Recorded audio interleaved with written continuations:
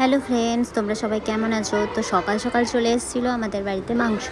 তো আমি মাংস রান্না করতে পারি না, তো সম্পূর্ণ জোগাড় জানতি সব কিছু আমি করে দিই আমার বরকে। আর রবিবার করে তার ছুটি থাকে বলে সে সেই নিজের থেকে বলে যে আমি আজকে রান্না করব, তুমি আজকে চুপ করে বসে থাকো।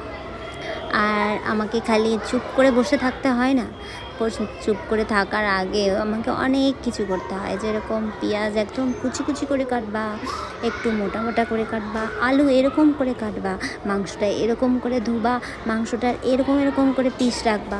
ওর বায়না শুনতে শুনতে মনে হয় লাগে আমি রান্না করে দিই, কিন্তু আমার মাংসর টেস্ট তেমন হয় না, কারণ আমি মাংস আধা কাঁচা আধা পুরা আধা এরকম টাইপের রান্না হয়। তো মাংস আমি তেমন পারি না, অন্য সব কিছু আমি তবু পারি, কিন্তু মাংসটা অত পারি না।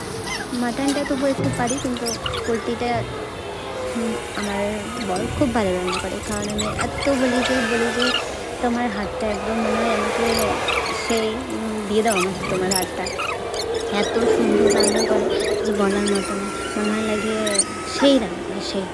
তো আমি এদিকে মশলা বেটে নিচ্ছি আর মশলা বেটে নিচ্ছি, কারণ মশলা আমাকে এক একবার বাটতে হয়। সব কিছু আলাদা করে বাটো, সব একসাথেই তো যাবে ভাই, কেন আলাদা করে বাটতে হবে? সব তো একসাথেই ম্যারিনেট হবে, তাও কেন আলাদা বাটতে হবে? ওর সাথে ঝগড়া করতে হবে। তো আমাদের ঝগড়ার টপিক এগুলোই থাকে। তো এদিকে আমার বর দেখো ম্যারিনেট করে রাখলো, যে মাংসটা কষানোর আগে ম্যারিনেট করবে। আর এদিকে আমি জিরা বাটতে বলে গেছিলাম, সেই জিরা বাটলাম। আর জিরাটাকে আমাকে ভেজে বাটতে হলো, তারপরে মশলাটা দিয়ে ফেললাম, দিয়ে ফেলার পর ম্যারিনেট করা হলো। তারপরে আলুটাও ভেজে নেবে, কারণ আলুটা না ভাজলে তো অসুবিধা।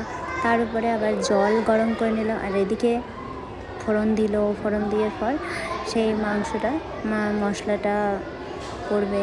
আর এদিকে দেখো বড় মশাই বসে আর এদিকে আর অনেকেই বলে তোমার বরের ইসে কার নাম লেখা আছে দিদি ভাই? তো আমার নাম লেখা আছে। একবার বলেছিলাম ইয়ার্কি করে যে অনেকেই লেখে আমার তার গার্লফ্রেন্ডের নাম, তো তুমি তো লিখবে না মনে হয়। তো কিন্তু আমার জন্য লিখে ফেলেছিল, আমি সেদিন খুব কেঁদেছিলাম। তো ভাবা যায় যে আমার জন্য লিখেছে, তাও এখন মনে হয় লাগে হেই লিখেছে। তখন হয়তো ওটাই অনেক বেশি বড় ছিল, কিন্তু এখন লেখার পর ওটার মূল্য অনেকটাই কমে গেছে, মনে হয় লাগে সামান্য এরকম লাগে। কিন্তু না, সত্যি আমি তো এখনও করাইনি, তো সেই জিনিসটা ওই করেছে। তো তখন সেটা ভেবে অনেকটা খুশি হই যে আমার জন্য করেছে, কারো শরীরে আমার নাম লেখা আছে। তো মাংসটা প্রায় এদিকে কষা হচ্ছে, আর আমি বারবার করে বলি যে আমি ডাল করব, কিন্তু ঝোল করো না, ঝোল করলে আমার একদমই ভালো লাগে না, একদম কষা রাখবে, আর ডাল আর পাঁপড় ভাজা হোক, আর একটা সবজি যদি, কারণ বাচ্চার অনেক সমস্যা থাকে, তার জন্য সবজি একটা করব। তো এদিকে দেখো তাও বলেছে যে তোমার জন্য একটুখানি রেখে দেবো, কিন্তু একটু ঝোল দিব, কারণ খেতে তো লাগবে ভাই, শুধু আমাকে ডাল ভালো লাগে না, একটু মাংসের ঝোল। মাংস একদম কমপ্লিট, আর ডাল শসা লেবু কেটে টাটা।